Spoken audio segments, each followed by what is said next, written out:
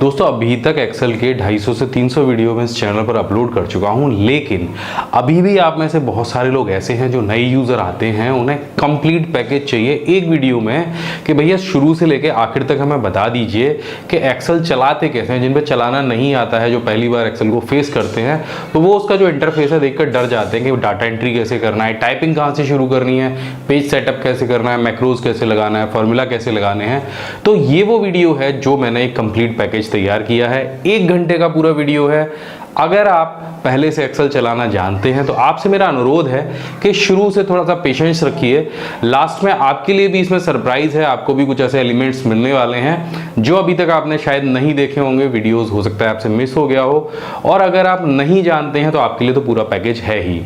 तो इसमें मैं ढेर सारी चीज़ें आपको बताने वाला हूँ। 1 घंटे का वीडियो है। हो सकता है कि बहुत सारे यूज़र्स को ऐसा लगे कि अभी तक मैं 5 से 10 मिनट की वीडियो अपलोड करता था, 1 घंटे का वीडियो कहाँ से आ गया।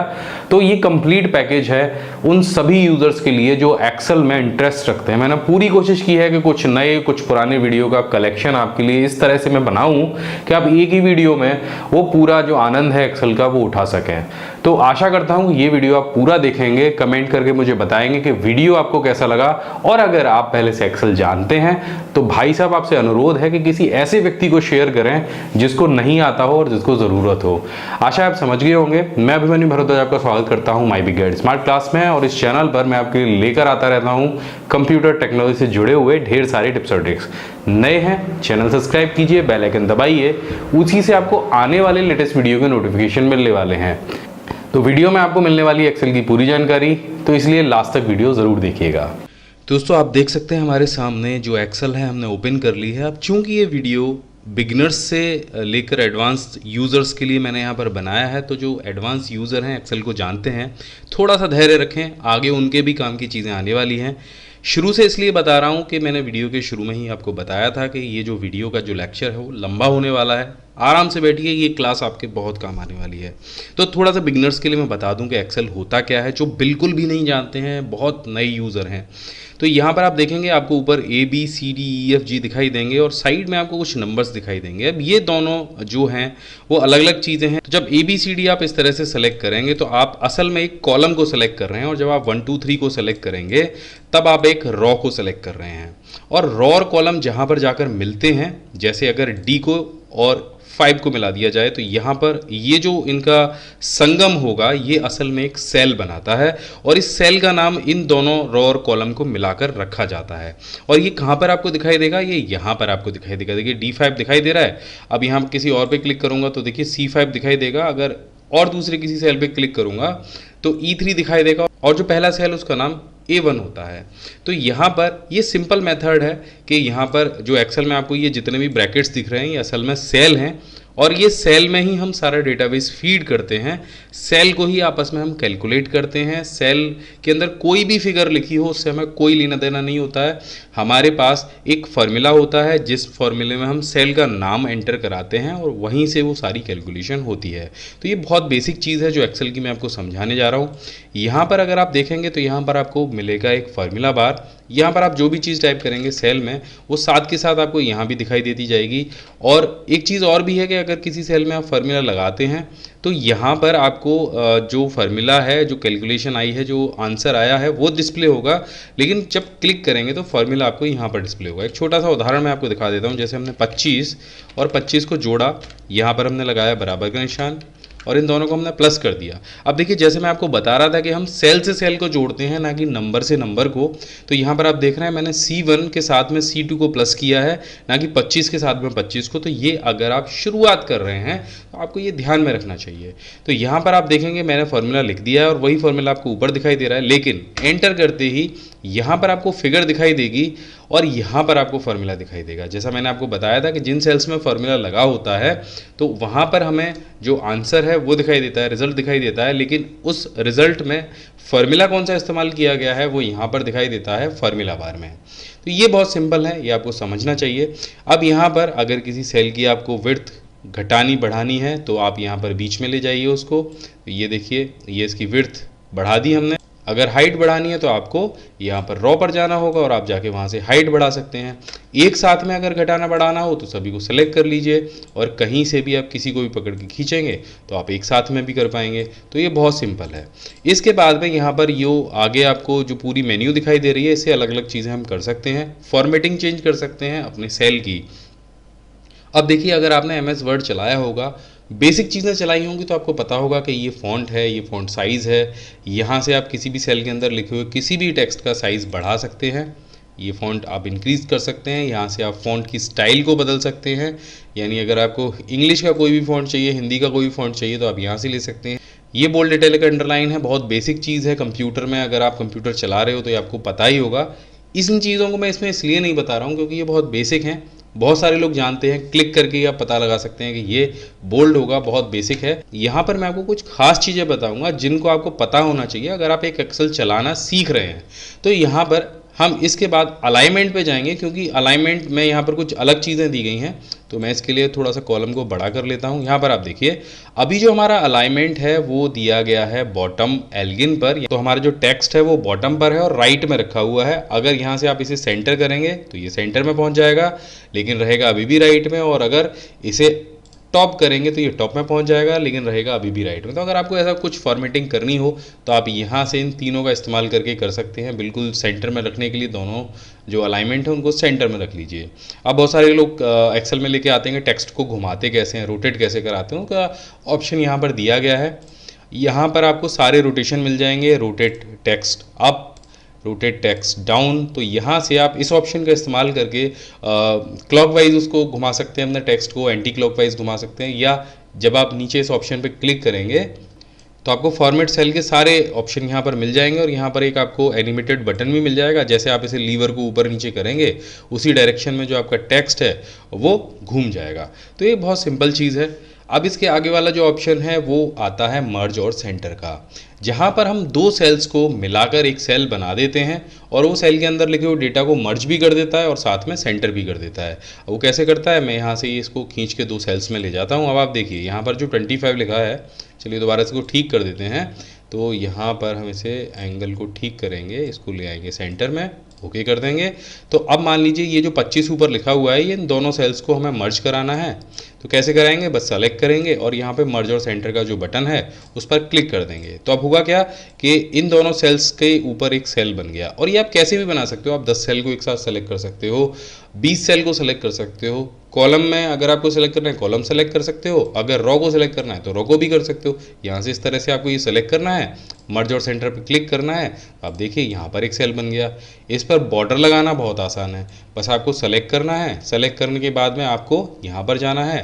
तो यहाँ पर आपको बॉर्डर के ढेर सारे ऑप्शन मिलेंगे, जैसे bottom border, top border, left border, right border. अब आपने जो भी एरिया सेलेक्ट किया होगा उसके कॉर्नर साइड पे ये बॉर्डर जाके लगेगा। अगर आप बॉटम बॉर्डर लगाते हो तो क्या होगा, यहाँ नीचे बॉर्डर आएगा। देखो क्लिक किया, नीचे एक लाइन आ गई। पूरे हर लाइन के या हर सेल के बीच में एक लाइन नहीं आएगी। उसके लिए आपको क्या करना होगा, उसके लिए आपको सेलेक्ट करना होगा ऑल बॉर्डर को। तो जैसे आप ऑल बॉर्डर सेलेक्ट करोगे तो आप देखो जितना एरिया हमने सेलेक्ट किया था वो सारे एरिया में लाइन्स आ गई हैं और अच्छे से बॉर्डर बन गया है। तो ये बॉर्डर की आप थोड़ी सी प्रैक्टिस कर लीजिए, इसको सेलेक्ट कीजिए अलग अलग सेल्स को और ये सारे बॉर्डर आप लगा के देखिए। बहुत सिंपल है, बच्चों वाला काम है, बड़े आराम से कर सकते हो। अब जो बड़ों वाला काम है वो थोड़ा सा मैं आपको बता देता हूँ। तो हम बात करने वाले हैं यहाँ पर नंबर फॉर्मेटिंग की। देखिए जब एक्सेल में हम जब डेटा फीड करते हैं तो एक्सेल को ये बताना ज़रूरी होता है कि भैया हम डेटा फीड क्या कर रहे हैं। हम रुपए लिख रहे हैं, पैसे लिख रहे हैं, हम टाइम लिख रहे हैं, हम डेट लिख रहे हैं, हम लिख क्या रहे हैं आखिर सेल में, ये एक्सेल पहचानेगा कैसे। तो वो जो सारा पहचानने का काम है वो यहाँ से होता है नंबर फॉर्मेटिंग से। मानिए ये 26 लिखा है, ये क्या है, एक नंबर है, रुपए हैं, डेट है, टाइम है, क्या चीज़ है, परसेंटेज है। तो एक्सेल को कैसे पता चलेगा। तो यहाँ पर आप देखेंगे अलग अलग तरह की आपको नंबर फॉर्मेटिंग मिल जाएगी, जिसमें जर्नल जिसमें आप अभी काम कर रहे हैं यहाँ पर कोई स्पेसिफिक फॉर्मेटिंग नहीं दी गई होती है। उसके बाद में यहाँ पर दूसरी जो फॉर्मेटिंग है वो है नंबर फॉर्मेटिंग। जब इस पर क्लिक कर देंगे तो आप देखेंगे यहाँ पर डॉट लगकर जो डेसिमल प्लेसेस हैं वो आ जाएंगे, और इनको भी घटाना बढ़ाना बहुत आसान है। आपने मान लीजिए किसी सेल में नंबरिंग फॉर्मेटिंग लगा रखी है और ये डेसिमल प्लेसेस आपको घटाने हैं या बढ़ाने हैं, तो यहाँ पर इनका ऑप्शन दिया गया होता है। तो यहाँ से जैसे आप इसे क्लिक करेंगे डिस्क्रीज पर तो ये घटने शुरू हो जाएंगे, और इंक्रीज पर क्लिक करेंगे तो ये बढ़ने शुरू हो जाएंगे। बहुत सारी जगह में ज़रूरत होती है कि रुपए के बाद में हमें पैसे भी लिखने होते हैं, तो यहाँ से हम वो लिख सकते हैं। इसके बाद में आप देखेंगे अगली फॉर्मेटिंग करेंसी की दी गई है। तो यहाँ पर जैसे आप क्लिक करेंगे तो सबसे बड़ी बात ये है, यहाँ पर आपका करेंसी का जो लोगो है, जो सिंबल है वो आ जाएगा। अब आप कहेंगे कि यहाँ पर रुपए का नहीं चाहिए हमें, अगर डॉलर का चाहिए, तो यहाँ पर ये छोटा सा एरो बना है, इस पर क्लिक कर दीजिए और यहाँ पर आपको मिल जाएगा वो सिंबल। अब आप जैसे इस पर क्लिक करेंगे यहाँ पर आपको पूरी अंतर्राष्ट्रीय जो भी सिंबल्स हैं वो सारे दिख जाएंगे। मैंने यहाँ पर रुपए का सेलेक्ट कर रखा है, आप जो भी सेलेक्ट करेंगे वो सिंबल आपके एक्सेल के जो भी करेंसी फॉर्मेटिंग है वहाँ पर आकर लग जाएगा। आप जो भी चाहे वो यहाँ से सेलेक्ट कर सकते हैं। आप इसे यहाँ से बंद कर देते हैं। इसके बाद में हम देखेंगे यहाँ पर हमें मिलता है अकाउंटिंग का फॉर्मेटिंग। आप चाहें तो इसको सेलेक्ट कर सकते हैं। शॉर्ट डेट दिया गया है, लॉन्ग डेट दिया गया है। तो मैंने पिछले एक वीडियो में बताया था, आप जाकर देख सकते हैं। प्लेलिस्ट का जो ऑप्शन है, मैं नीचे जो पूरी प्लेलिस्ट है एक्सेल की वो मैं डाल दूंगा। मैंने 200 से 250 के लगभग वीडियो एक्सेल के ऊपर यहाँ पर अपलोड किए हैं, तो उनमें को आप जाके देख सकते हैं। वहाँ पर मैंने डिटेल में बताई हैं ये सारी चीज़ें। अब जैसे ही इस नंबर के साथ आप शॉर्ट डेट को सेलेक्ट करेंगे तो ये आप देखेंगे एक डेट में कन्वर्ट हो जाएगा। अब एक्सेल इसको डेट ही मानेगा। आगे जहाँ भी हमें डेट कैलकुलेशन की ज़रूरत पड़ेगी, एक्सेल बड़े आराम से वहाँ पर कर लेगा। अगर आप इसे सेलेक्ट नहीं करेंगे तो आपकी जो कैलकुलेशन है वो गड़बड़ हो सकती है। टाइम को अगर आप सेलेक्ट करेंगे तो ये सेल को टाइम मानेगा। उसके बाद में परसेंटेज का नंबर आ जाता है, परसेंटेज में कन्वर्ट कर देंगे तो ये इसको परसेंटेज मांगेगा। तो परसेंटेज का भी मैं आपको बता चुका हूँ कि कहाँ पर हमें सीधे सीधे जहाँ पर गुणा करना होता है, तो वहाँ पर हमें बीच में 100 को नहीं लगाना पड़ता है, सीधे सीधे आप गुणा कर सकते हैं। तो जैसे 25 का 5% निकालना है तो बराबर लगाया, 25 किया गुणा 5 किया और एंटर कर दिया। आप देखिए 25 का 5% यहाँ पर आ गया है। तो परसेंटेज में हम किसी सेल को अगर कन्वर्ट करते हैं तो उसे हम आसानी से परसेंटेज निकाल सकते हैं। यहाँ पर आपको मिल जाता है कंडीशनल फॉर्मेटिंग का ऑप्शन। इससे आप कोई भी कंडीशन आपकी हो, आप सेल को पहचानने के लिए इसका इस्तेमाल करते हैं कि भैया अगर बड़े नंबर्स हैं तो उनको कैसे पहचानेंगे, अगर छोटे नंबर हमें दिए गए हैं, अगर हमारा डेटाबेस बहुत बड़ा है, ये उस कंडीशन में वहाँ पर लगाए जाते हैं। कोई भी कंडीशन अगर आप दे देंगे, वहाँ पर रूल सेट कर देंगे तो आप इसको वहाँ से पता लगा सकते हैं। कंडीशनल फॉर्मेटिंग के ऊपर एक वीडियो अलग से दिया गया है, डिस्क्रिप्शन में लिंक है, आप ज़रूर जाके देखिएगा। तो यहाँ पर मैं एक छोटा सा आपको उदाहरण दे देता हूँ कंडीशनल फॉर्मेटिंग वर्क कैसे करता है। तो यहाँ पर कुछ सेल्स लिखे हुए हैं। अब यहाँ पर जो भी नंबर 15 से कम है वो डिस्प्ले मुझे कर दे। तो यहाँ पर जाना है, आपको 15 से कम वाले देखने हैं तो लेस देन पे क्लिक करना होगा और यहाँ पर आपको सिर्फ 15 डाल देना है। तो आप देखिए 15 से कम वाले जितने भी नंबर होंगे ना, आपको यहाँ पर तुरंत से डिस्प्ले हो जाएंगे। और अगर और भी किसी नंबर में आप बदलाव करते हैं और जो 15 से कम होता है, जैसे यहाँ पर 13 है, तो वो भी आपको तुरंत डिस्प्ले हो जाएगा। तो एक्सेल का अगर बड़ा डेटाबेस आप बना रहे हैं तो इसका इस्तेमाल आपको ज़रूर करना है। इससे आप सारी चीज़ों को पता कर सकते हैं। अब देखिए मैं इसको यहाँ से हटा देता हूँ। अब आगे आपको कुछ और भी इंटरेस्टिंग चीज़ें मैं बताने वाला हूँ, आगे वीडियो ज़रूर देखते रहिए।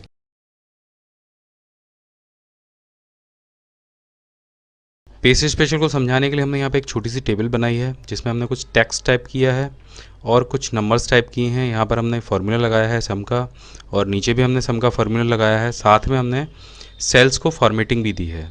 अब इस पर हम एक बॉर्डर और लगा देते हैं ताकि आप अच्छे से समझ जाएँ इसको।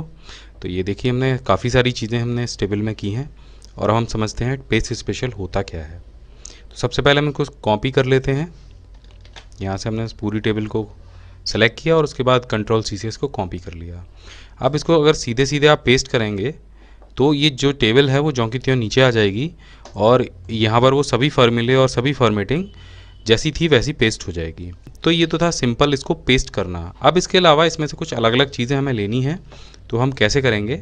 तो ये अभी टेबल जो है वो कॉपी है, और इसके बाद में हम जाते हैं पेस्ट स्पेशल पर। आप यहाँ पर देखेंगे पेस्ट स्पेशल में जो हमने पहला ऑप्शन इस्तेमाल किया था सिंपल पेस्ट का, वो था ये ऑल वाला। यानी यहाँ पर जो बॉर्डर था वो भी पेस्ट हो गया, जो फॉर्मेटिंग थी वो भी पेस्ट हो गई, कलर्स थे, बैकग्राउंड कलर्स थे, वो सारी चीज़ें जो कि पेस्ट हो गई। तो ये जो दूसरा ऑप्शन है फार्मूलाज का, यहाँ पर ये केवल इस टेबल से फॉर्मूला लेगा, आपका टेक्स्ट लेगा, नंबर लेगा, जो फॉर्मेटिंग है वो उसको पेस्ट नहीं करेगा। फॉर्मेटिंग से मतलब आप समझते हैं, जो टेक्स्ट का कलर होता है, जो टेक्स्ट की बैकग्राउंड होती है और ये जो बॉर्डर है, ये सारी चीज़ें फॉर्मेटिंग में आती हैं। और इसको छोड़कर जो बाकी सारी चीज़ें बचती हैं वो है यहाँ पर लिखा हुआ टेक्स्ट और ये जो नंबर लिखे हैं और जो फार्मूला लगा है। तो जब आप इसे टिक करके यहाँ पर पेस्ट करेंगे तो वही सारी चीज़ें पेस्ट होंगी। आपके जो नंबर हैं वो आ गए, जो टेक्स्ट लिखा था वो आ गया और जो फार्मूले लगे थे वो यहाँ पर पेस्ट हो गए। इसके बाद में एक ऑप्शन और है, हम इसको यहाँ पर पेस्ट करते हैं। आप देखेंगे ये जो ऑप्शन है वैल्यू का। अब कहीं कहीं ऐसा होता है कि हमने यहाँ पर जो डिजिट निकाले हैं वो हमने फार्मूला लगा कर निकाले हैं। जैसे हमने ये जो सम किया था वो यहाँ पर हमने कर रखा है, तो यहाँ पर हमने ये जो सभी सेल्स हैं वो सम करके ले रखे हैं। अगर आप इसे सिंपल कॉपी करके कहीं पर पेस्ट करेंगे तो वो कुछ इस तरीके से इसको ले लेगा, क्योंकि यहाँ पर जो फार्मूले लगे थे वो लगे थे इन सेल्स के लिए, तो वो इस तरीके से इसको पेस्ट करेगा।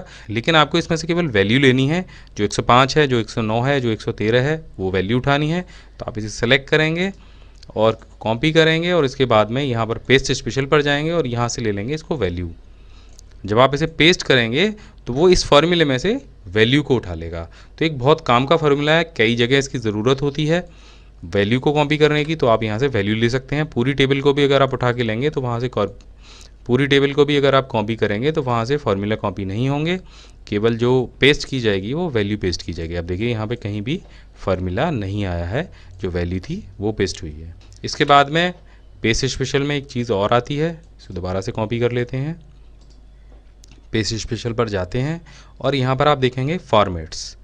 अब फॉर्मेट्स क्या है उसको हम थोड़ा सा समझ लेते हैं। यहाँ पर हमने ये जो टेबल अभी पेस्ट की थी, जो इसके सेल हैं नीचे वाले, जो बैकग्राउंड है वो येलो कलर की है, जो टेक्स्ट है वो कहीं पर रेड है और कहीं पर ब्लैक है। अब हमें यही सेम फॉर्मेट यहाँ पर लेनी है, तो आपको सिंपल इसे कॉपी करना है। किसी भी रो को आप कॉपी कर लीजिए और यहाँ पर आप चाहिए बीच वाली रो पर। हमें ये जो इस जैसी रो है वो ये बीच वाली रो करनी है, लेकिन अगर आप इसे सिंपल पेस्ट करेंगे तो क्या होगा, इसके साथ में डेटा और फार्मूला भी उठ के चला जाएगा। लेकिन हमें वो नहीं लेना है, हमें लेना है सिर्फ इसका फॉर्मेट। तो यहाँ पर हम इसको कॉपी करेंगे और यहाँ जो बीच वाला जो थर्सडे है उस पर ले जाकर इसको पेस्ट स्पेशल करेंगे और यहाँ से इसको हम सेलेक्ट करेंगे फॉर्मेट को। और जब इसे पेस्ट करेंगे तो सिर्फ जो फॉर्मेट है वो वहाँ पर जाके पेस्ट होगी, ना कि उसका डेटा। आप एक बार और दोबारा से देख लेते हैं। हम पूरे को कॉपी कर लेते हैं, कॉपी, और यहाँ से हम पेस्ट करते हैं फॉर्मेट। आप देखिए जो इस रॉ की पूरी फॉर्मेट थी वो यहाँ पर पेस्ट हो गई है, डेटा पेस्ट नहीं हुआ है। हो सकता है आपने इसमें कंडीशनल फॉर्मेटिंग भी कहीं पर लगाई हो। कंडीशनल फॉर्मेटिंग क्या होती है, मैं आपको एक बार छोटा सा उदाहरण देके समझा देता हूँ। यहाँ पर हमने कंडीशनल फॉर्मेटिंग के लिए लगाया है कि डुप्लीकेट वैल्यू को हाईलाइट करे। तो यहाँ पर इस रॉ में हमने कंडीशनल फॉर्मेटिंग लगा दी है और यहाँ पर डुप्लीकेट वैल्यू हमने 27 लिख दी। तो यहाँ पर डुप्लीकेट वैल्यू को वो हाईलाइट कर रहा है।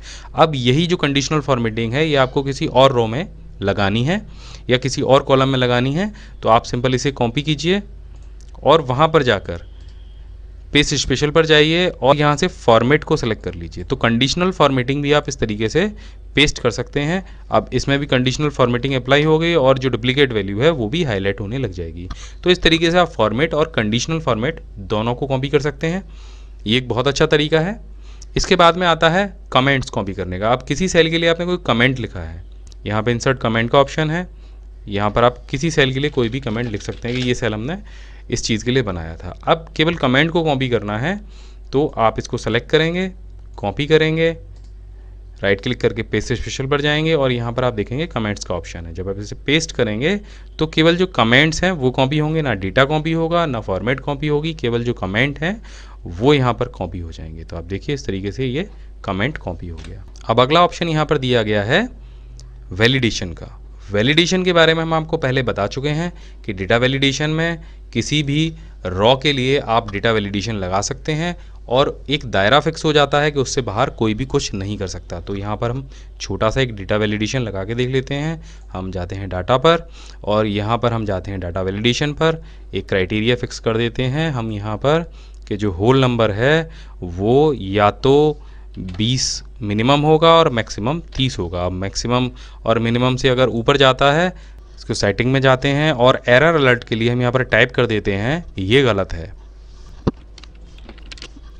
इसे यहाँ से ओके कर देते हैं और आप यहाँ पर आप कुछ भी टाइप करेंगे, यानी आप 20 से कम कोई अंक टाइप करेंगे तो ये आपको अलर्ट देगा, और 20 से ज़्यादा का कोई डिजिट टाइप करेंगे तो ये आपको अलर्ट देगा। आप देखिए ये गलत है लिखा हुआ आ रहा है, और इसी तरीके से आप 19 यहाँ पर टाइप करेंगे तो भी यहाँ पर आपको एरर दिखाई देगा। हमने ब्लैंक के लिए एरर नहीं लगाया है तो आप डिलीट कर देंगे तो यहाँ पर एरर नहीं आएगा। अब इस वैलिडेशन को आप किसी और सेल में पेस्ट करना चाहते हैं तो आप कर सकते हैं, आपको बार बार डेटा वैलिडेशन नहीं लगाना होगा।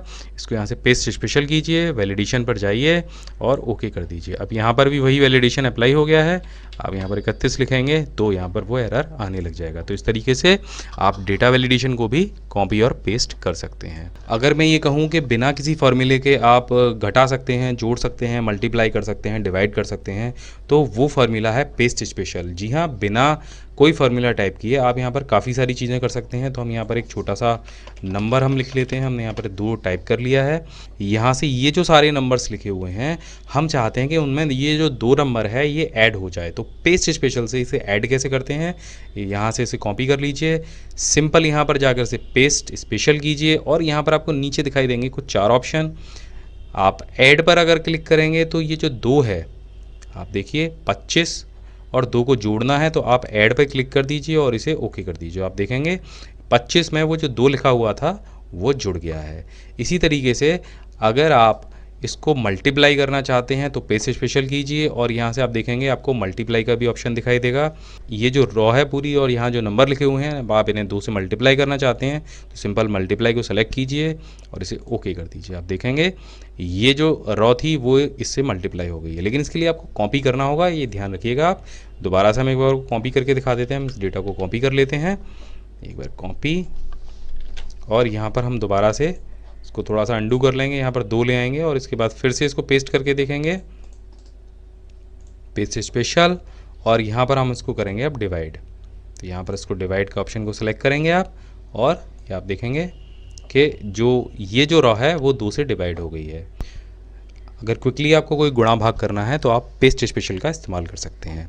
इसके बाद एक ऑप्शन और आता है कि ये जो संडे मंडे हैं ये ऊपर से लेके नीचे तक लिखे हुए हैं, यानी ये कॉलम में लिखे हुए हैं। आपको अचानक से ये रॉ में लिखना हो, यानी यहाँ ये ना लिख के आपको इसको ऊपर पेस्ट करना हो, तो आप क्या करेंगे, आप इसको यहाँ से कॉपी करेंगे और इसके ऊपर जाएंगे, यहाँ पर पेस्ट स्पेशल करेंगे और यहाँ पर आप देखेंगे ट्रांसपोज का ऑप्शन आपको मिलेगा, इसको ओके कर दीजिए। आप देखेंगे जो संडे मंडे हैं वो आपके ऊपर वाले रॉ में आ गए हैं। अब एक ऑप्शन और मैं आपको पेस्ट स्पेशल का बता देता हूँ। कभी कभी ये जो टेबल है वो हमें दूसरी शीट पर ले जाने की ज़रूरत होती है, लेकिन वहाँ पर एक परेशानी हमें आती है। आप देखिए हमने यहाँ पर कुछ जो कॉलम विड्थ हैं उनको अपने हिसाब से सेट किया हुआ है, लेकिन जब इस टेबल को हम दूसरी शीट पर पेस्ट करते हैं तो होता क्या है, जो कॉलम विड्थ है वो बाय डिफ़ॉल्ट जो एक्सेल की तरफ से दी गई होती है वो सेट हो जाती है, और फिर दोबारा से हमें इसे सेट करना होता है। लेकिन इसको करने का एक बहुत आसान तरीका है। इसको कॉपी कर लीजिए और इसको यहाँ पे पेस्ट कर दीजिए। जब आप इसे पेस्ट करेंगे तो आपको यहाँ पर जो कॉलम विड्थ एक्सेल की तरफ से दी गई है वो बाय डिफ़ॉल्ट मिल जाएगी। उसके बाद आप इसको दोबारा से कॉपी कीजिए और यहाँ पर इसको राइट क्लिक करके पेस्ट स्पेशल पर जाइए, और ये कॉलम विड्थ जो यहाँ पर दिए गए हैं इसको सेलेक्ट करके इसे ओके कर दीजिए। आप देखेंगे जो कॉलम विड्थ आपकी इस टेबल की थी वो सेम आपकी दूसरी टेबल पर अपने आप आ गई है।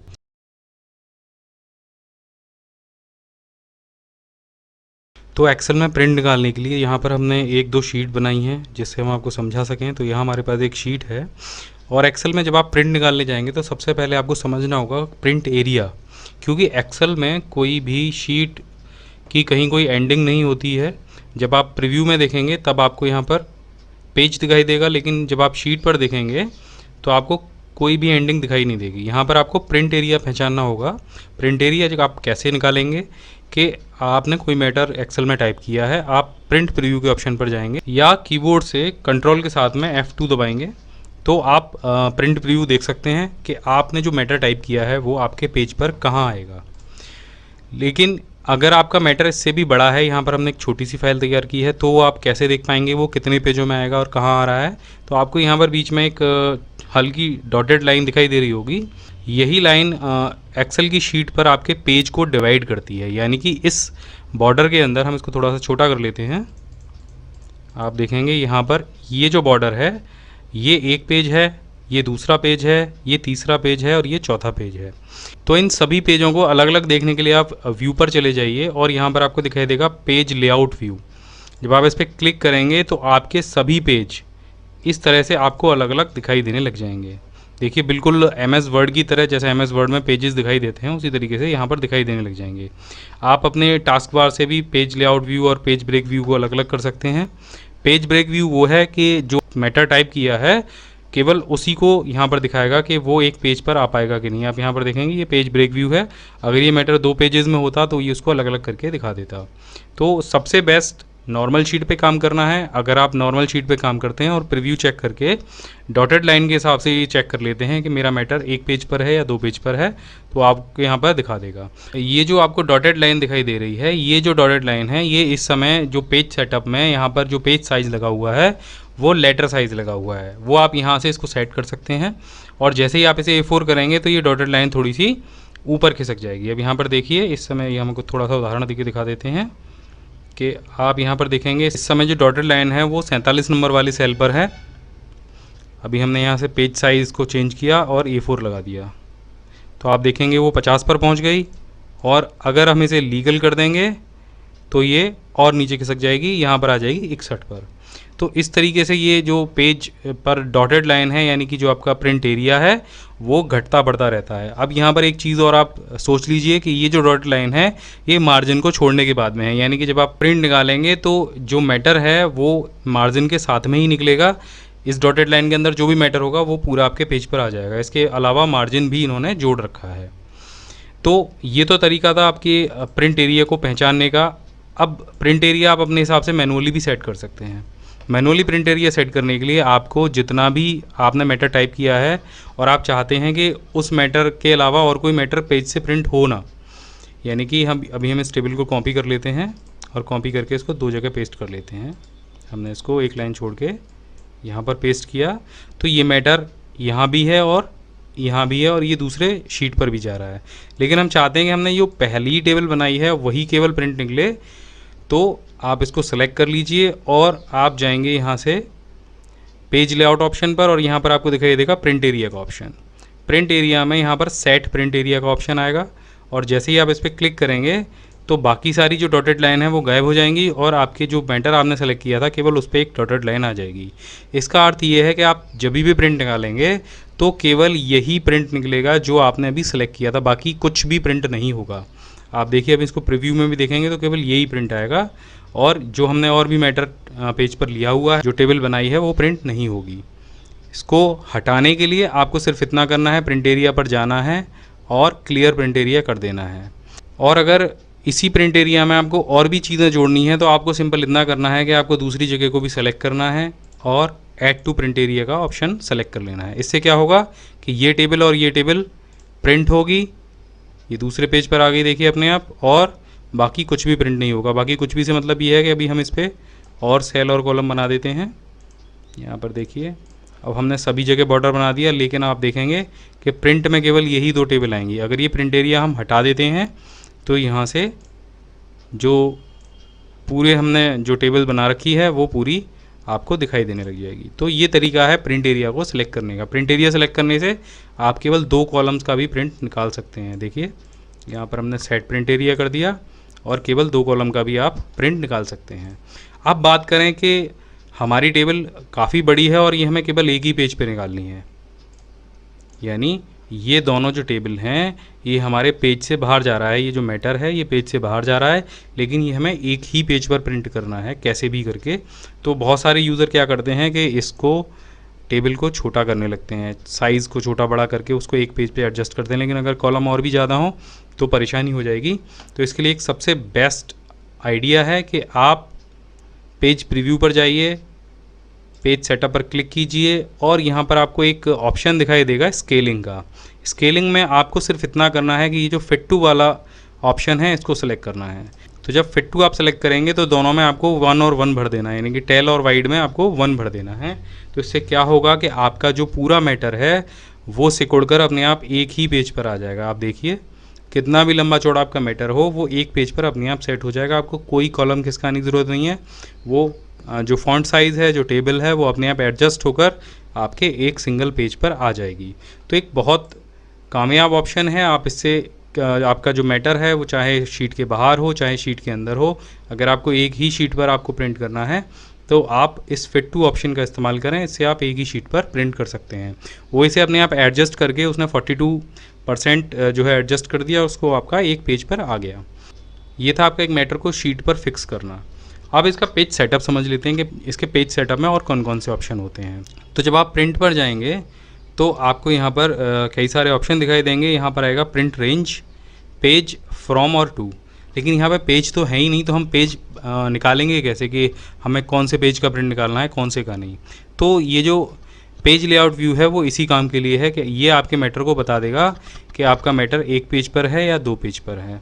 तो अभी फ़िलहाल हमने इसको श्रिंक कर रखा है, यानी 42% हम इसको लेस कर रखा है।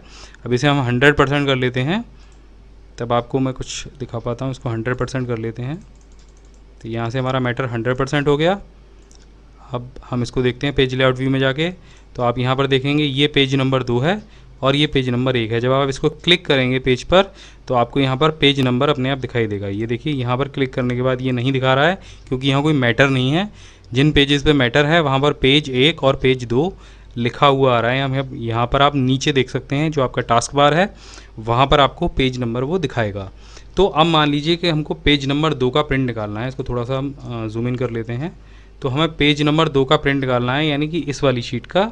तो आपको सिर्फ पेज नंबर 2 टाइप वहाँ पर करना होगा। तो हम प्रिंट करते हैं इसको, और प्रिंट करने पर हम यहाँ पर पेज 2 फ्रॉम 2, तो क्या होगा कि केवल शीट नंबर 2 का प्रिंट आउट निकलेगा। शीट नंबर 2 से पहले का कोई प्रिंट आउट नहीं आएगा, सिर्फ शीट नंबर 2 का प्रिंट आउट आएगा। अगर आप ऑल पर क्लिक कर देंगे तो आपकी जो वर्कशीट है उस वर्कशीट का प्रिंट आउट आ जाएगा। लेकिन आपको एक चीज़ और भी ध्यान रखनी होगी कि यहाँ पर जो शीट आप सेलेक्ट कर रहे हैं वो एक्टिव शीट हो, यानी कि जिस पर आप काम कर रहे हैं, जो शीट खुली हुई है। इसके बाद यहाँ पर एक ऑप्शन और भी है सिलेक्शन का। अब ये सिलेक्शन का ऑप्शन भी बहुत अच्छा है। यहाँ पर आपको करना क्या है कि आप अभी हम दोबारा से नॉर्मल व्यू कर लेते हैं। यहाँ पर हमें निकालना है केवल इन सेल्स का प्रिंट आउट, यानी 17 से लेके 24 तक के जितने लोग हैं या 1 से लेके 7 तक के जितने लोग हैं, केवल इन सेल्स का प्रिंट आउट निकालना है। तो आप इन सेल्स को सिलेक्ट करेंगे, प्रिंट पर जाएंगे और यहाँ पर ऑल पर क्लिक करते हुए आप सिलेक्शन पर भी टिक लगा देंगे। इससे क्या होगा, केवल ये जो आपने सेल सेलेक्ट किए हैं इन्हीं का प्रिंट आउट निकलेगा। आप प्रीव्यू में देख सकते हैं यहाँ पर किसी और चीज़ का प्रिंट आउट नहीं आएगा। तो एक बार फिर से करके देख लेते हैं। यहाँ पर ऑल लगाएंगे प्रिंट रेंज में और यहाँ पर करेंगे सिलेक्शन। ठीक है, अब यहाँ पर जब आप सिलेक्शन कर देंगे तो केवल इन्हीं सेल्स का प्रिंट आउट निकाला जाएगा। इसके बाद यहाँ पर एक और ऑप्शन है एंटायर वर्कबुक। तो जब आप एंटायर वर्कबुक को सेलेक्ट कर लेंगे तो जो आपकी पूरी वर्कबुक है उसका प्रिंट आउट दे दिया जाएगा। यानी कि यहाँ पर वर्कबुक में आपको ये ध्यान रखना होगा कि जितनी भी शीट हैं, शीट नंबर 1 पर जो भी मैटर होगा, शीट नंबर 2 पर जो भी मैटर होगा, वो सभी प्रिंट आउट आ जाएगा। इसका एक बार हम प्रीव्यू देख लेते हैं। तो आप देखेंगे कि यहाँ पर कुल 9 पेजेस का प्रिंट आउट निकाला जाएगा। और 9 पेज किस तरीके से उन्होंने बनाए हैं, तो ये जो पहला हमारी शीट है, ये जो मैटर है वो हमारे पहली शीट पर टाइप है, और इसके बाद में ये जो मैटर है ये हमारी दूसरी शीट पर टाइप है। तो इस तरीके से ये क्या करेगा, जो ऑप्शन है यहाँ पर एंटायर वर्कबुक वाला, ये सभी शीटों के प्रिंट आउट आपको निकाल के दे देगा। अब जब आप प्रिंट निकाल लेंगे, ये सारी चीज़ें सेट कर लेंगे, तो आपको यहाँ पर एक ऑप्शन दिखाई देगा नंबर ऑफ़ कॉपीज़। तो नंबर ऑफ़ कॉपीज़ को आप यहाँ पर जानते ही हैं कि आप 1 2 3 4 करके कितनी भी कॉपीज़ दे सकते हैं। लेकिन इसके नीचे एक ऑप्शन है कॉलेट का। ये ऑप्शन क्या करता है, अगर आप इस पर टिक नहीं लगाते हैं तो क्या करेगा कि ये पहले पेज की आपने जितनी भी कॉपियाँ दी हैं, जैसे 3 हैं और हमारे पास पेज 2 हैं, तो पहले पेज की 3 कॉपियाँ निकालेगा, फिर उसके बाद दूसरे पेज की 3 कॉपियाँ। लेकिन अगर आप कॉलेट पर क्लिक कर देते हैं तो ये उनके सेट बना देगा। यानी अगर अगर आपकी शीट में 10 पेज हैं तो पहले 10 पेजों की कॉपियाँ निकालेगा एक बार, फिर दूसरी बार में 1 से लेकर 10 पेजों की कॉपियाँ निकालेगा, फिर तीसरी बार में 1 से लेकर 10 पेजों की कॉपियाँ निकालेगा। तो ये ऑप्शन अगर आप के पास अलग अलग तरह के पेज हैं और आप उनको एक सेट बनाना चाहते हैं उनका, तो इस ऑप्शन का आप इस्तेमाल करें ज़्यादा कॉपियाँ निकालने के लिए, क्योंकि बाद में भी आपको फिर सेट बनाने पड़ेंगे। तो ये अपने आप उनके सेट बना के आपको प्रिंट दे देगा। तो एक बेहतरीन ऑप्शन है। इसके बाद यहाँ पर आप देखेंगे कि ये पेज सेटअप का ऑप्शन है। पेज सेटअप में यहाँ पर मार्जिन दिया हुआ है। आप अपने हिसाब से पेज, आपके पास A4 है, लीगल है, आप उस पर कितना मार्जिन छोड़ना चाहते हैं। यानी कि मार्जिन क्या होता है कि मार्जिन चारों तरफ का बॉर्डर होता है जिस पर प्रिंट नहीं निकलता है। तो सबसे बेटर है अगर आप नॉर्मल मार्जिन का इस्तेमाल करें। इसके बाद में ओरिएंटेशन का ऑप्शन आता है। यहाँ पर पोर्ट्रेट और लैंडस्केप है। पोर्ट्रेट माने है खड़ा पेज और लैंडस्केप माने है आड़ा पेज। तो आप प्रिंटर में तो आपके में आप एक ही तरीके से पेज लगाते हैं, लेकिन यहाँ पर अगर आप इसको सेटअप कर लेंगे तो वो अपने आप इसको सेट कर लेगा। इसके बाद यहाँ पर ऑप्शन आता है साइज़ का। तो मार्केट में अभी केवल 2 साइज़ के पेज ज़्यादातर अवेलेबल होते हैं, A4 का और लीगल का। तो आपके पास जो पेज है तो सबसे पहले आप उसको यहाँ पर सेट करें। अगर आपके पास A4 पेज है तो आप A4 पेज सेलेक्ट करें, और अगर आपके पास लीगल पेज है तो आप लीगल पेज सेलेक्ट करें। प्रिंट एरिया के बारे में हमने आपको बता ही दिया है, तो आप प्रिंट एरिया को बड़े आराम से सेट कर सकते हैं। तो एक्सेल में जितनी भी तरीके से प्रिंट निकाले जा सकते थे, हमने सभी प्रिंट के ऑप्शन आपको बता दिए हैं।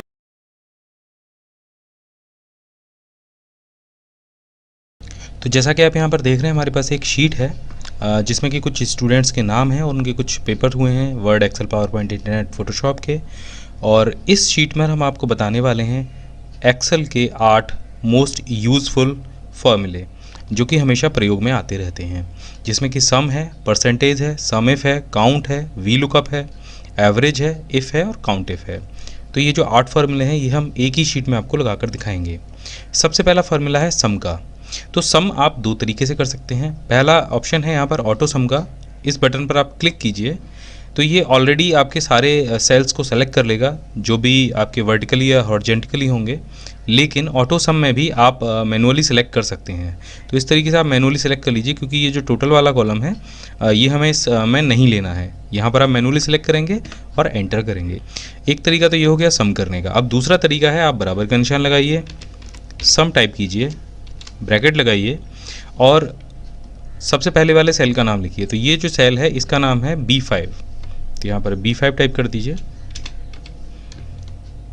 कॉलन लगाइए और जो लास्ट सेल है उसका नाम टाइप कर दीजिए। तो ये है F5, ब्रैकेट बंद कीजिए और एंटर कर दीजिए। तो ये 2 तरीके से सम हो गया। तीसरा तरीका है, आप मैनुअली भी सेल को सेलेक्ट कर सकते हैं। तो बस इक्वल टू का निशान लगाइए और सेल को सेलेक्ट करते जाइए, प्लस दबाइए, फिर सेल को सेलेक्ट कीजिए, फिर प्लस दबाइए।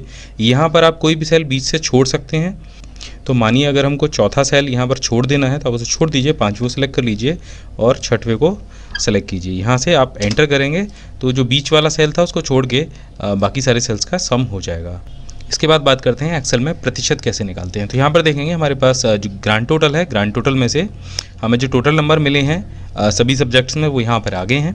तो अब इसका प्रतिशत हम कैसे निकालेंगे। तो प्रतिशत निकालने के लिए जैसे हम कॉपी पर निकालते हैं वही तरीका हम यहाँ पर अपनाएंगे। तो सबसे पहले लगाएंगे हम बराबर का निशान। अब जो अंक हमें प्राप्त हुए हैं उस सेल को सिलेक्ट कर लेंगे और स्टार बटन से हम लगाएंगे यहाँ पर गुणा का निशान। इसके बाद यहाँ से 100 से इसे गुणा करेंगे और उसके बाद हम लगाएंगे ऑब्लिक और उसके बाद जो हमारा टोटल है उसको सेलेक्ट कर लेंगे और एंटर करेंगे। तो आप देखेंगे यहाँ पर प्रतिशत निकल के आ जाएगा। लेकिन दूसरा तरीका भी है प्रतिशत निकालने का। आप जाएंगे नंबरिंग फॉर्मेट पर और ये जो सेल है इसको प्रतिशत में कन्वर्ट करेंगे। तो यहाँ से हमने ये सेल प्रतिशत में कन्वर्ट कर लिया। आप देखेंगे ऊपर परसेंटेज लिखा हुआ आ गया है। अब हमें ज़्यादा कुछ नहीं करना है, बराबर का निशान लगाना है, जो नंबर है हमारे उनको सेलेक्ट करना है, इसको भाग देना है यानी डिवाइड करना है 600 से। सिंपल इतना करना है, हमें 100 से गुणा नहीं करना है और एंटर कर देना है। तो यहाँ पर आप देखेंगे जो ऊपर वाला सेल था वहाँ पे प्रतिशत का आइकन नहीं आया था, लेकिन इस सेल में चूंकि हमने इसे कन्वर्ट कर दिया था परसेंटेज में तो यहाँ पर प्रतिशत का आइकन आ गया है। अब इसको पकड़ के आप नीचे तक खींच दीजिए तो ये सभी एग्जाम्स के जो परसेंटेज हैं वो यहाँ पर आ जाएंगे। तो इसके बाद है सम इफ। अब आप यहाँ पर देख रहे होंगे मोहित जो नाम है वो 2 जगह दिया गया है और अगर हम चाहते हैं कि इसमें जितनी भी जगह मोहित नाम दिया गया हो उनका सम केवल यहाँ पर आए, ना कि अकेले मोहित का। तो हम सिंपल लगाएंगे बराबर का निशान, टाइप करेंगे सम इफ, ब्रैकेट ओपन करेंगे और रेंज के लिए उन सेल्स को सेलेक्ट करेंगे जिनमें नाम लिखे हुए हैं, कॉमा लगाएंगे। अभी पूछेगा हमसे क्राइटेरिया, तो क्राइटेरिया के लिए हम मोहित को सेलेक्ट कर लेंगे या फिर डबल कोट में मोहित का नाम टाइप कर देंगे। उसके बाद डबल कोट बंद करेंगे, कॉमा लगाएंगे और उसके बाद यहाँ पर ये हमें दे रहा है सम रेंज। तो सम रेंज के लिए आप किसी भी एक अगर पेपर को सेलेक्ट करना चाहें तो वो कर सकते हैं या फिर टोटल नंबर्स को भी आप यहाँ से सेलेक्ट कर सकते हैं। ये आपके ऊपर डिपेंड करता है कि आप फोटोशॉप के नंबर निकालना चाहते हैं या इंटरनेट के नंबर निकालना चाहते हैं। तो हम यहाँ पर जो टोटल सम है उसको सेलेक्ट कर लेते हैं, उसके बाद ब्रैकेट को बंद करते हैं और एंटर कर देते हैं। तो आप देखेंगे कि मोहित के जो अंक हैं टोटल दोनों मोहित के वो काउंट होके यहाँ पे आ गए हैं। अगर आप कोई शॉप चलाते हैं और वहाँ पर आप डेली का सेल रजिस्टर तैयार करते हैं, कौन सी चीज़ कितनी सेल हो गई, तो उसके लिए आप सम इफ का यूज़ कर सकते हैं। इसके बाद जो फार्मूला है वो है काउंट। काउंट फार्मूला क्या करता है? काउंट फार्मूला आपके सिलेक्शन एरिया में से जितने भी नंबर्स टाइप हुए हैं उनको काउंट करके आपको यहाँ पे दिखाता है। तो इसके लिए आप लगाएंगे बराबर का निशान, टाइप करेंगे काउंट और ब्रैकेट ओपन करेंगे और जो सामने वाली सीरीज़ है उसको सेलेक्ट कर लेंगे कुछ इस तरीके से, ब्रैकेट बंद करेंगे और एंटर कर देंगे। तो यहाँ पर जो अभी हमें आंसर मिला है वो है 6, लेकिन हमने जो सेल सेलेक्ट किए थे वो 7 किए थे। अब यहाँ पर 7 क्यों नहीं आया? वो इस वजह से नहीं आया है क्योंकि जो 7वां सेल है वहाँ पे टेक्स्ट लिखा हुआ है, नंबर नहीं लिखे हुए हैं। इसके अलावा आप किसी भी सेल्स में से अगर कोई नंबर हटा देते हैं तो आप देखेंगे यहाँ पर जो काउंट है वो 5 हो जाएगा। तो ये उन सेल्स को हमें बताता है केवल जिन सेल्स में नंबर लिखे हुए हैं। अब यहाँ पर दोबारा कोई भी नंबर अगर आप लिख देंगे तो यहाँ पर आप देखेंगे काउंटिंग जो है वो बदल जाएगी। इसके बाद फार्मूला आता है वी लुकअप का। तो वी लुकअप फार्मूला क्या करता है? ये वर्टिकली क्राइटेरिया के हिसाब से किसी भी वैल्यू को आपको फाइंड करके देता है। कैसे देता है ये हम देख लेते हैं। यहाँ पर लगाते हैं बराबर का निशान, टाइप करते हैं वी लुकअप। तो यहाँ पर आप देखें वी लुकअप आ जाएगा, इसे डबल क्लिक कर दीजिए। यहाँ पर ही हमसे पूछ रहा है लुकअप वैल्यू। तो लुकअप वैल्यू में आप क्या देंगे? आप यहाँ पर डबल कोट में कोई भी एक नाम टाइप कर देंगे। हम जैसे टाइप कर देते हैं राम, और यहाँ दोबारा से डबल कोट लगा देंगे। अब यहाँ इसके बाद टेबल अरे का ऑप्शन है, तो टेबल अरे में भी पूरी टेबल सेलेक्ट कर लेंगे और इसके बाद लगाएंगे कॉमा। अब ये हमसे पूछेगा इंडेक्स कॉलम नंबर, तो हमें राम के इंटरनेट के अंक पता करने हैं और जो कॉलम इंडेक्स नंबर होगा आप पहले से काउंट करेंगे जहाँ से आपने इस टेबल को सेलेक्ट किया है। तो कॉलम इंडेक्स नंबर हमने अभी डाल रखे हैं, यहाँ पे 5 है, यहाँ पर लिख देंगे 5, लगाएंगे कॉमा और उसके बाद तो वहाँ पर हम टाइप कर देंगे 0 क्योंकि हमें एग्जैक्ट मैच चाहिए और ब्रैकेट को बंद करके इसे एंटर करेंगे। तो आप देखेंगे यहाँ से राम ने इंटरनेट में 32 अंक प्राप्त किए हैं। तो ये जो फार्मूला है ये असल में कोई विशेष क्राइटेरिया आपको किसी बहुत बड़ी टेबल में से सर्च करना है तो आप वी लुकअप का इस्तेमाल कर सकते हैं बहुत आराम से। तो ये जो राम है आपने जो डबल कोट में यहाँ पर लिया है, आप इसे कहीं बाहर भी किसी दूसरे सेल का नाम दे सकते हैं और वहाँ से बार बार इसे चेंज कर सकते हैं। अब बात करते हैं एवरेज फार्मूले की। अभी हमें अगर निकालना हो कि ये जो सभी विद्यार्थी हैं, सभी स्टूडेंट हैं, उन्होंने जितने भी पेपर्स दिए हैं उसका जो एवरेज है वो क्या है, या शुभम के जितने भी मार्क्स आए हैं सभी पेपर्स में उनका क्या एवरेज है, तो ये एवरेज आपको वहाँ से निकाल के देगा। बहुत सिंपल फार्मूला है लेकिन बहुत काम का है। आपको लगाना है बराबर का निशान, टाइप करना है एवरेज। तो जैसे ही आप AVE टाइप करेंगे यहाँ पर एवरेज आपको दिखाई दे जाएगा, इसको डबल क्लिक कीजिए तो बस आपको वो सीरीज़ सेलेक्ट कर देनी है जिनका आपको एवरेज निकालना है। यहाँ पर कुछ 5 सेल हमने यहाँ पे सेलेक्ट किए हैं और बस ब्रैकेट को बंद कर देना है और एंटर कर देना है। तो आप देखेंगे जो शुभम के नंबर हैं उसका जो एवरेज है वो 39.6 है। बस इसको पकड़ के आप नीचे खींच दीजिए और सभी स्टूडेंट्स के जो एवरेज नंबर हैं वो यहाँ पर आ जाएंगे। अब इसके बाद आता है सबसे इंटरेस्टिंग और इम्पोर्टेंट फार्मूला इफ़ फार्मूला क्या करता है, काफ़ी लोग मार्कशीट तैयार करते हैं और वहाँ पर वो परसेंटेज के हिसाब से ग्रेड तय करते हैं या ग्रेड देते हैं नंबरों को। अगर यहाँ पर आप इफ़ का इस्तेमाल करेंगे तो इफ़ से आप ऑटोमेटिकली ग्रेड दे पाएंगे। आपको कुछ नहीं करना है, सिर्फ नंबर फीड करने हैं, परसेंटेज भी निकलेगा, टोटल भी निकलेगा, एवरेज भी निकलेगा और आप ग्रेड भी ऑटोमेटिक दे पाएंगे। अभी कैसे आप दे पाएंगे ये अभी हम सीख लेते हैं। बहुत सरल है, थोड़ा सा ध्यान से देखिएगा।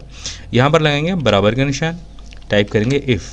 तो यहाँ पर हम जो सेल सेलेक्ट करेंगे ग्रेड देने के लिए वो सेल हम सेलेक्ट करेंगे प्रतिशत वाला और उसी के हिसाब से हम ग्रेड देते जाएंगे। तो हम यहाँ पर जो कुल ग्रेड हैं वो 4 देंगे, A, B, C और D। तो ये हम कैसे देते हैं ये आप देख लीजिए। तो यहाँ पर हम सेलेक्ट कर लेते हैं सबसे पहले इस सेल को जिसमें प्रतिशत लिखा हुआ है।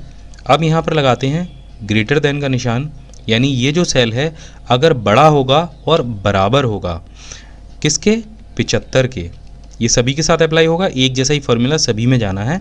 75 के साथ में आपको प्रतिशत भी लिखना होगा, चूँकि हम 75 से ऊपर वाले सेल्स के लिए टाइप करेंगे। उसके बाद लगाएंगे कॉमा और डबल कोट में हम टाइप करेंगे A। तो अगर ये सेल बड़ा होगा और बराबर होगा 75% के तो वहाँ पर डिस्प्ले होगा A। इसके बाद आप एक कॉमा लगाएंगे, टाइप करेंगे इफ़, फिर से ब्रैकेट ओपन करेंगे, यानी ये कंडीशन हमारी पूरी हो गई। अब दोबारा से हम फिर से इसी सेल को सेलेक्ट करेंगे क्योंकि हमें इसी सेल के लिए दूसरी कंडीशन देनी है। दोबारा से हमने सेल सेलेक्ट कर लिया, उसके बाद वही हमने फार्मूला लगाया, बड़ा होगा और बराबर होगा कितने के, 60 के। यहाँ पर भी हम प्रतिशत लगाएंगे और क्या आएगा, B। तो आप डबल कोड में B टाइप करेंगे और उसके बाद फिर से कॉमा लगा देंगे। इसके बाद हम दोबारा से टाइप करेंगे इफ़, ब्रैकेट ओपन करेंगे और वहाँ पर हम क्या लिखेंगे, फिर से उसी सेल को सेलेक्ट करेंगे और फिर से हम ग्रेटर देन साइन का इस्तेमाल करेंगे, बराबर का निशान लगाएंगे और इस बार हम यहाँ पर देंगे 45%। आप देखेंगे 45 हमने टाइप कर दिया है।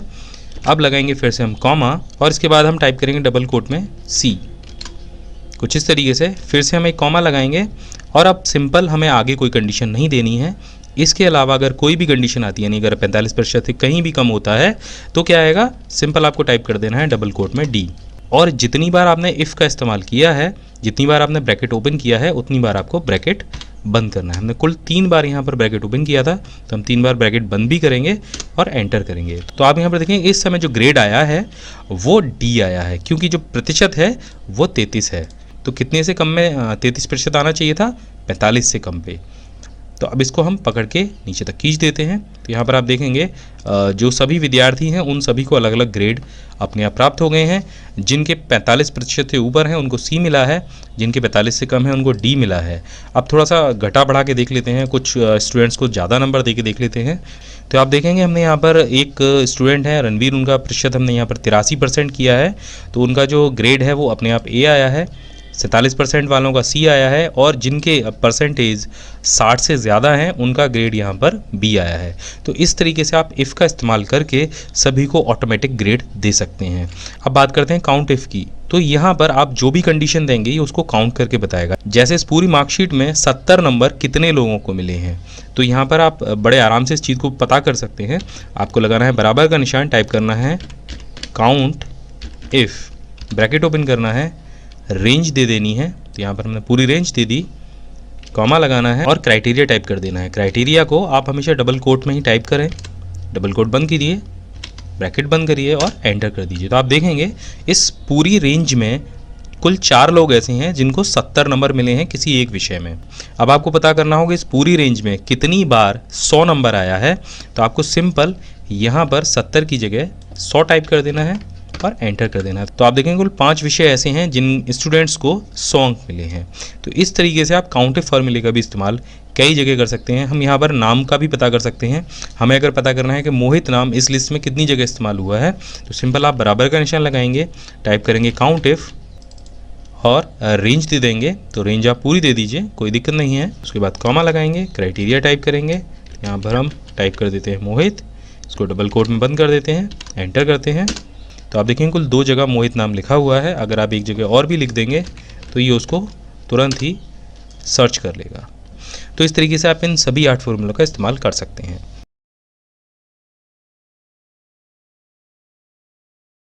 वर्ड और एक्सेल में मैक्रो रिकॉर्ड करने के लिए आपको रिबन में डेवलपर टैब को अनेबल करना होगा, और इसको अनेबल करने के लिए आपको जाना होगा ऑफिस बटन पर और यहाँ पर जाना होगा आपको एक्सेल ऑप्शन में। यहाँ पर जो पॉपुलर टैब है वहाँ पर आपको show develop tab in the ribbon का ऑप्शन दिखाई दे जाएगा। इस पर टिक लगा दीजिए और इसे ओके कर दीजिए। आप जैसे इसे ओके करेंगे वैसे ही यहाँ रिबन में आपको डेवलपर टैब शो होने लग जाएगा। यहाँ पर सबसे पहले आपको विजुअल बेसिक और उसके बाद मैक्रोस का ऑप्शन दिखाई देगा। आप चाहें तो ऑल्ट के साथ में F8 दबाकर भी मैक्रो को रन करा सकते हैं। अब इसके बाद में आपको करना क्या है, यहाँ पर आपको एक ऑप्शन और दिखाई देगा, यूज़ रिलेटिव रेफरेंसेस। इस पर भी आप टिक लगा लीजिए। इसका फ़ायदा मैं आपको थोड़ी देर बाद बताऊंगा। तो हमने यहाँ पर एक शीट बनाई है और यहाँ पर कुछ हमने स्टूडेंट्स के नाम लिखे हैं, उसका विषय लिखा है और जनवरी से लेकर जुलाई तक के इनके कुछ टेस्ट के अंक हैं वो हम यहाँ पर फीड करेंगे। और ये हम फीड करेंगे मैक्रो की सहायता से। एक पूरा परफॉर्मा जनरेट करेंगे। इन सभी स्टूडेंट्स के हम यहाँ पर विषय लिखेंगे और उनका योग करेंगे। और ये जो स्टेप है ये हमें सभी 6 लोगों के साथ में बार बार करना है, या इससे भी ज़्यादा हो सकते हैं। तो इसके लिए हम मैक्रो का इस्तेमाल करने वाले हैं। तो सबसे पहले हम जो पहला स्टूडेंट है उसके सेल को सेलेक्ट कर लेते हैं, पहले वाले को, और यहाँ से रिकॉर्ड मैक्रो के बटन को क्लिक करते हैं। जब आप ये रिकॉर्ड मैक्रो का बटन क्लिक करेंगे तो अगर आपने पहले मैक्रो बना रखे हैं तो ऑलरेडी वो 5वां नंबर यहाँ पे आपको दे देगा कि आप इसी नाम को कंटिन्यू चलने दें। तो आप इसे ओके कर दीजिए। अगर आप कुछ और नाम देना चाहते हैं तो वो यहाँ से आप इसको बदल सकते हैं। इसके बाद में आप मैक्रो के लिए शॉर्टकट की बना सकते हैं। शॉर्टकट की इसलिए कि जब आप इसको रन कराएंगे तो आपको बार बार वहाँ से ओपन नहीं करना होगा, आप सीधे शॉर्टकट की को प्रेस करके मैक्रो को रन करा सकते हैं। शॉर्टकट की आपको ऐसी बनानी है जो पहले आपने किसी मैक्रो को न दी हो, या फिर वो आपके एक्सेल की कोई और भी शॉर्टकट की कमांड ना हो। कंट्रोल के साथ में हम शिफ्ट को प्रेस करते हैं और एन का बटन और प्रेस कर लेते हैं। तो एक शॉर्टकट की बन गई ऑल्ट शिफ्ट प्लस एन। तो ये शॉर्टकट की हम जब भी दबाएंगे तो जो मैक्रो 5 है वो रन होने लग जाएगा। इसे ओके कर दीजिए। तो अब आपका मैक्रो जो है वो रिकॉर्ड होने लग गया है। अब बस आपको करना ये है कि एरो की से आपको नीचे वाले सेल में आना है और इसके बाद में आपको यहाँ से 5 रॉ इंसर्ट करानी है। तो इस तरीके से रॉ इंसर्ट करा दीजिए। इसके बाद में यहाँ पर विषय टाइप कर लीजिए।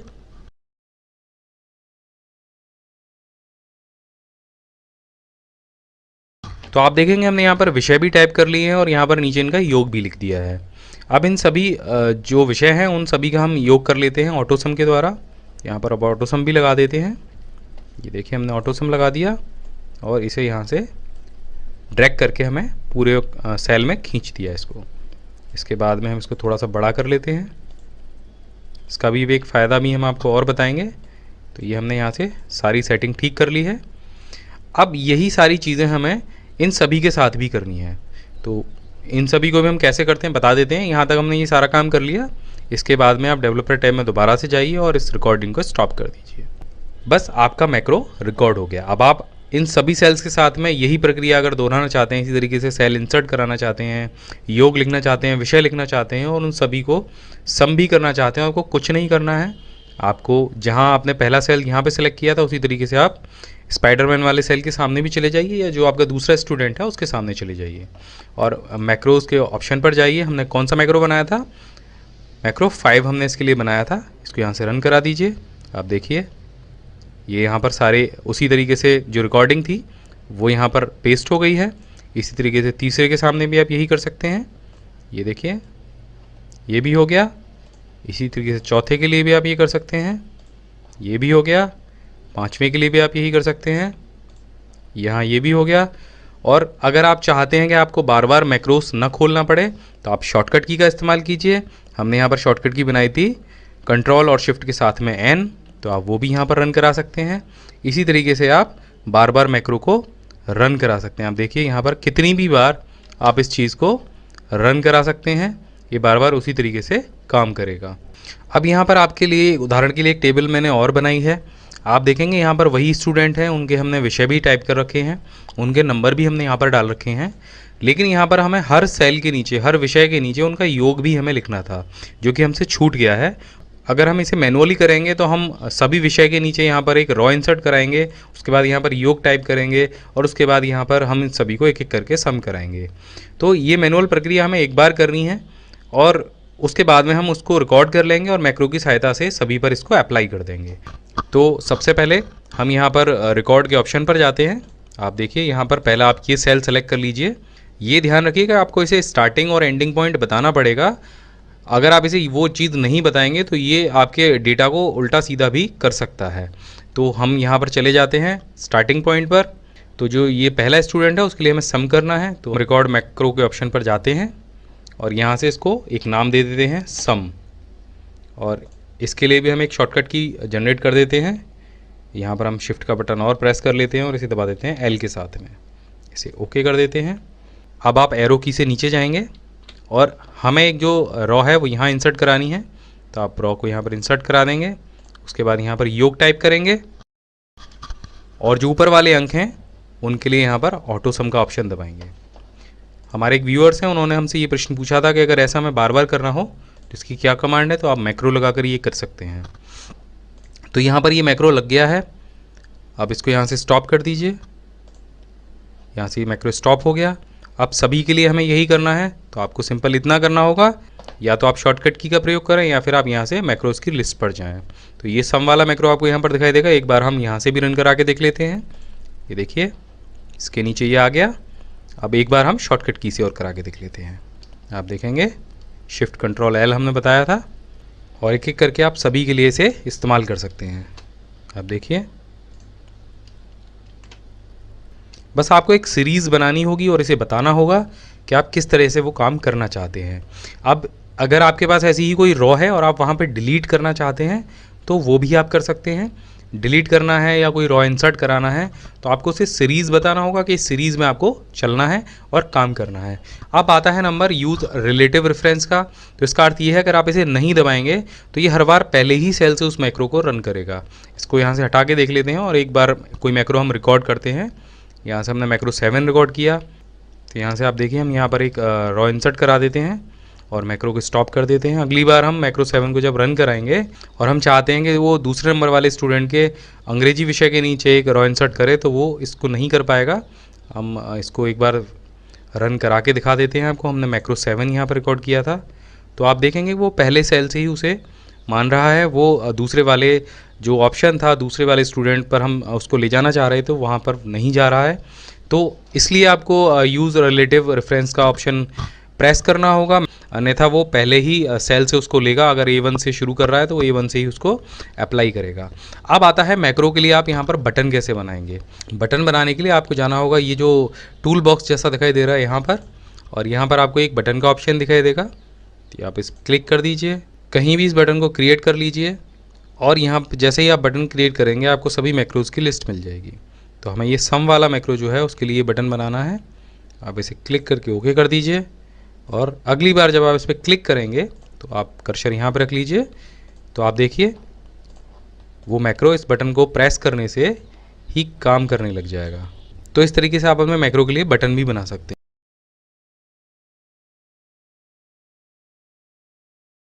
डेटा एंट्री करते समय आपने देखा होगा कि जो आपका कर्सर है वो टैब जब आप बटन प्रेस करते हैं तो राइट साइड में जाता है, और जब एंटर करते हैं तो नीचे आता है।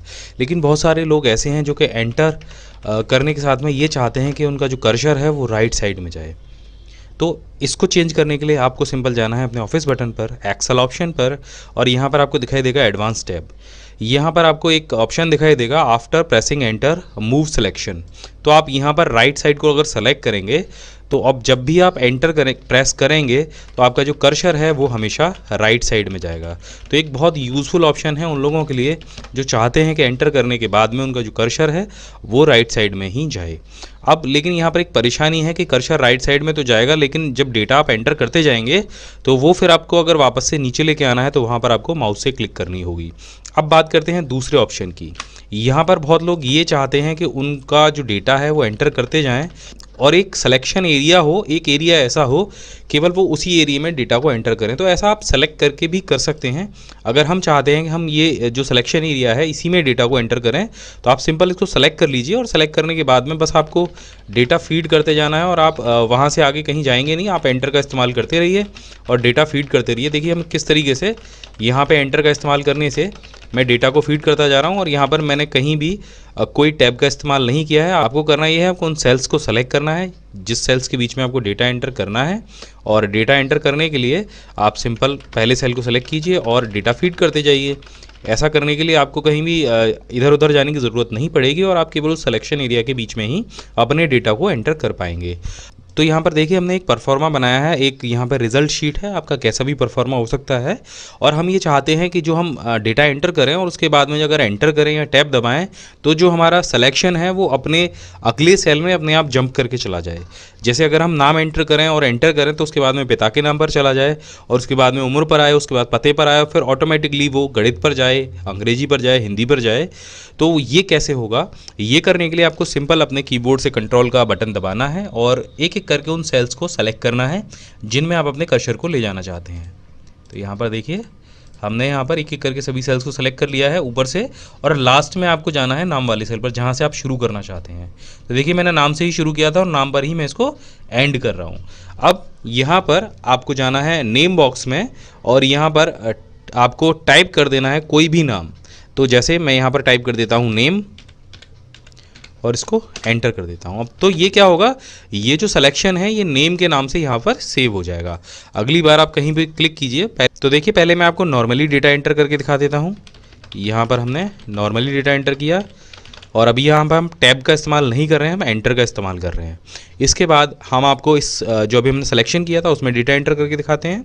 यहाँ से हम इसे सेलेक्ट कर लेते हैं नेम को, और इसके बाद आप देखिए यहाँ पे हमने टाइप किया नाम, फिर हमने एंटर किया, और ये जो एंटर है ये आपको नंबर कीपैड वाला इस्तेमाल करना है। इसके बाद आपने टाइप किया पिता का नाम, इसके बाद एंटर, उम्र, उसके बाद पता लिख दीजिए। यहाँ पर फिर गणित के नंबर, अंग्रेजी के नंबर, हिंदी के, इतिहास, ये देखिए। तो ये जो डेटा एंटर होगा ये केवल उन्हीं सेल्स में होगा जिनमें आप चाहें। तो ये जो डेटा एंट्री करने के 3 तरीके मैंने आपको बताए हैं, ये आपके बहुत काम आएंगे। तो इन तरीक़ों से आप बड़ी तेज़ी से अपने किसी भी शीट में आराम से डेटा एंटर कर पाएंगे। तो आशा है दोस्तों ये जो वीडियो है ये आपको पसंद आया होगा। अगर ये वीडियो आपको पसंद आया तो इस चैनल को जरूर सब्सक्राइब कीजिए, इस वीडियो को लाइक कीजिए, शेयर कीजिए, कमेंट करके बताइए इतनी मेहनत की है वीडियो कैसा लगा। मैं हमेशा आपके लिए ऐसी वीडियो लेकर आता रहूँगा। जय हिंद, वंदे मातरम।